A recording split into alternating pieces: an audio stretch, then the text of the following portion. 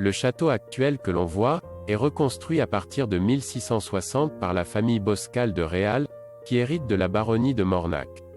Le village est modifié et prend sa forme actuelle. Le port se développe et un moulin à marée toujours présent, est construit.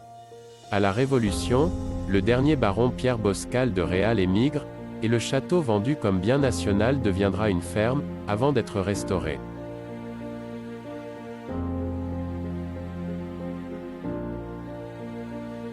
Le village retrouve le calme, vit au rythme du cabotage, de la pêche côtière, et du développement de l'ostréiculture. Le port des Roussines pouvait recevoir des navires de haut bord, des chantiers navals de construction et de réparation de bateaux.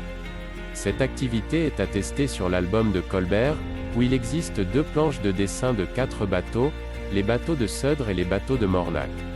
En 1875, 300 bateaux touchent le port. Mais l'histoire n'est pas terminée. Le 2 août 1943, un événement va marquer une fois de plus l'histoire du village. La foudre tombe sur le clocher de l'église et le détruit. L'église est dévastée. En avril 1945, d'autres dégâts sont occasionnés lors des combats de la libération de la poche de Royan. Il faudra attendre l'année 1951 et la reconstruction de l'église. Sous l'impulsion de Pierre Ducou, jeune architecte originaire de Chaivette, un centre d'activités manuelles et culturelles est créé, associant étudiants et jeunes mornassons, et prend en charge le déblaiement de l'église. Les chantiers s'organisent avec le soutien d'étudiants bénévoles et d'artisans, quelques-uns d'entre eux vont s'établir à Mornac et lui donner un caractère d'artisanat. Tisserand, potier, ferronnier, peintre, etc.